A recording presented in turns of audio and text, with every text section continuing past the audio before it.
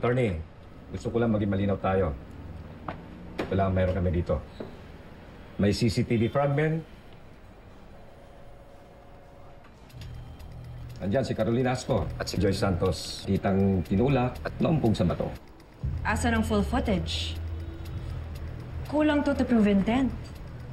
Paano kung buhay pa ang biktima after the fall? Pero bakit natagpuan patay ang biktima, Attorney? At habang iniimbestigahan namin ang pagkamatay ni Joy Santos, bigla na lang naglaw si Carolina Astor. Naging si Lorena Herrera bigla. Tapos ang tagal naming hinanap. Kung hindi pa sa tip sa gulo sa dinner ng mga Santos, hindi mo rin mahuhuli. At ito ang pinaka-plot twist, Attorney. Sa tagal naming hinanap ang suspect, akalain mo, naging asawa pa siya nung dating asawa ng biktima. Kung teleserye nga lang ito, Attorney, sasabihin nila, kalokohan yan. Hindi naman nangyayari sa totoong buhay yan eh. Di ba? Sapat na to, Attorney. For probable cause. May pattern ng pagtatago, may link sa crime scene, at ngayon, may identity breach. Bakit siya nagtago? Halos 10 taon kung totoong inosente siya.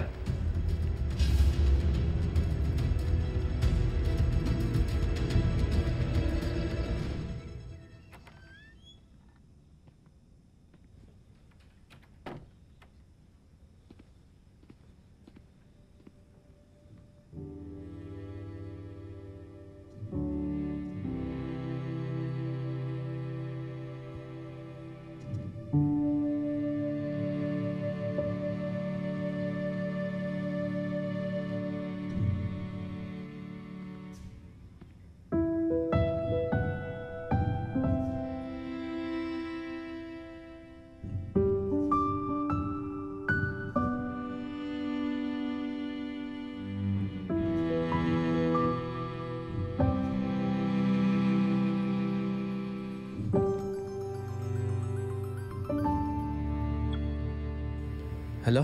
Wilfred? Love? Lorena? Ginamit ko lang yung cellphone ng kasama ko dito.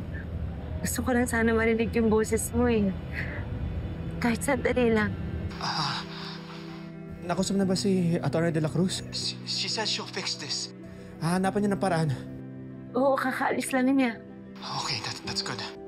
Sa kanya na lang ako hingi ng update. Lorena, we'll fix this. Okay? We'll post bail, whatever it takes. Hahanapin natin ng paraan, okay? I promise. Wilfred, gusto ko sana magpaliwanag sa'yo.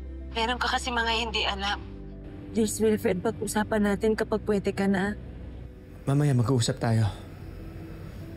Lorena, I want you to know, wala nang atrasan to. Wala akong ibang paniniwalaan kung hindi ikaw.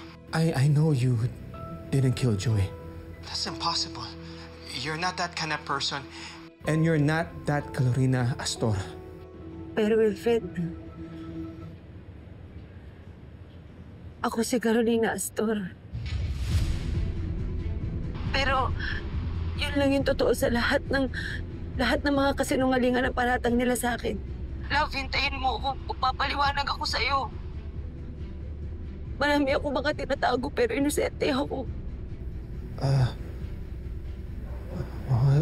Sige, pero paano na? Uy, may nagsiselfone ba dyan? Kailangan ko na umalis. Hintay kita. Puntahan mo ako ha. Mag-uusap tayong dalawa. Uy!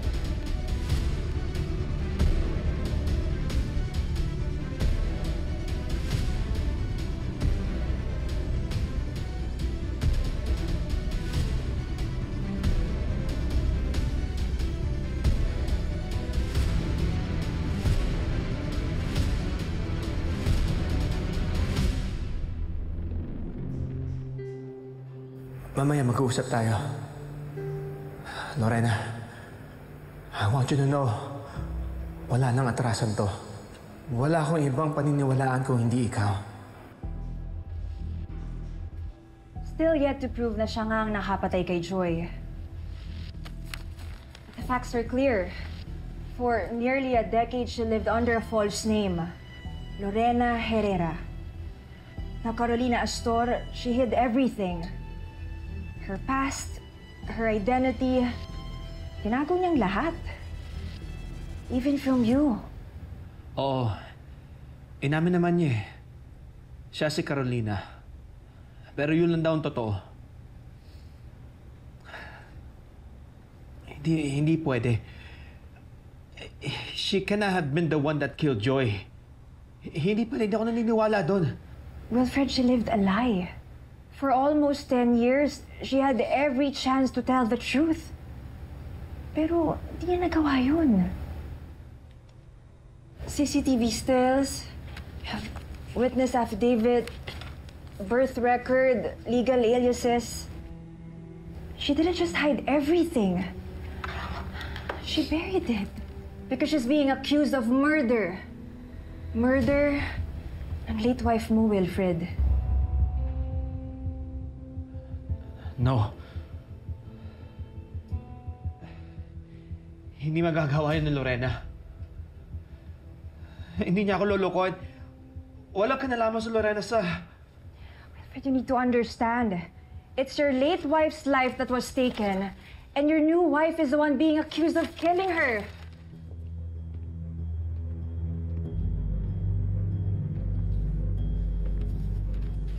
Tristan, sigurado ba pupunta ka doon mag-isa? Manang Pilar, kayo ho muna magbantay kay Lia. Kailangan ko na ho kasing bisitahin si ate. Ako na rin yung magsasabi sa kanya kung paano makakatulong sa kanya itong bracelet. Tapos, pag-uwi ko, mag-impake na ho tayo. Wilfred, she's Carolina Astor. Ikaw na ang nagsabi. Umamin na siya sa'yo, di ba? That's what makes this harder. Not just as your lawyer, but as someone who knows how much you've already lost.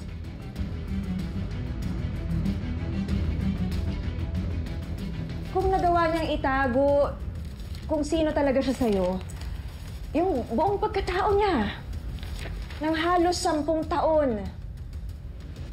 paano mo masasabing hindi rin niya kaya magsinungaling sa mas mabigat pang bagay?